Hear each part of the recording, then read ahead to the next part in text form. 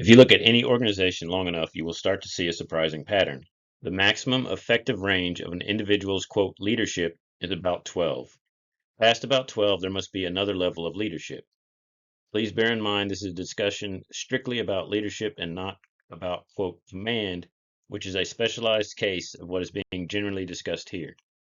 A discussion of how quote leadership integrates with quote command will have to wait for another time.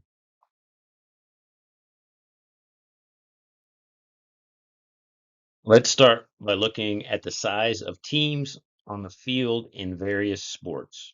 The standard baseball team has 10 members, with only 9 of them on the field at any given time. Cricket teams, American football teams, association football, or soccer teams all have just 11 players on the field at any one time. The only real exceptions to this rule of 12, which in my mind are the exceptions that prove the about 12 rule, are rugby with 15 and Aussie rules football with 18.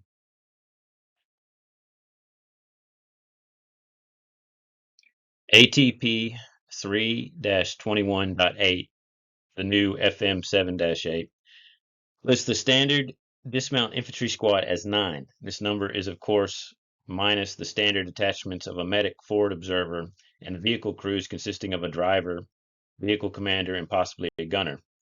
Thus, a quote deployment ready squad rounds out at about 12 individuals. This is all well and good, but the interesting bit starts to emerge as you start following up the chain of command. A platoon has a lieutenant and a platoon sergeant, 4 squad leaders, and in theory, 8 team leaders.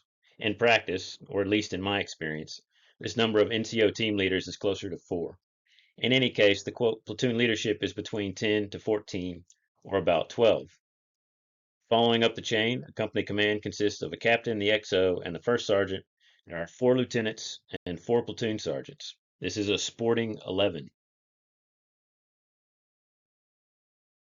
Things get doubly interesting at battalion level. The principals at battalion consist of the commander, the XO, the ops shop major, and the command sergeant major. Internally, the battalion holds several other officer leadership positions: S1, S2, S3, S4. This measures about 12. Looking to the battalion in the field, we have the commander, the battle captain, and the command sergeant major, plus 4 companies each with a captain and a first sergeant. This rounds out at 12. This is, of course, the modern American system with its prominent role for non-commissioned officers. If we look at a more, quote, historic formation, like, say, the British regimental system, we also see this pattern.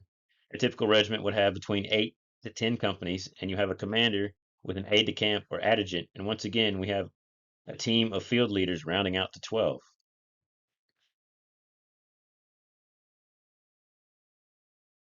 If 12 is the limit, then 4 is the core. The primary decision-making team is best set at a maximum of 4. In American companies, this is the commander, the XO, and the first sergeant. American battalions, this is the commander, the XO, the ops major, and the command sergeant major. The American Special Forces A team of 12 has a commander, a warrant officer, a team sergeant, and the ops and intel NCO. So there you go. The maximum effective range of any individual's leadership is 12 other individuals. But realistically, that number is closer to 4. Please leave your thoughts in the comments below. I hope this was useful.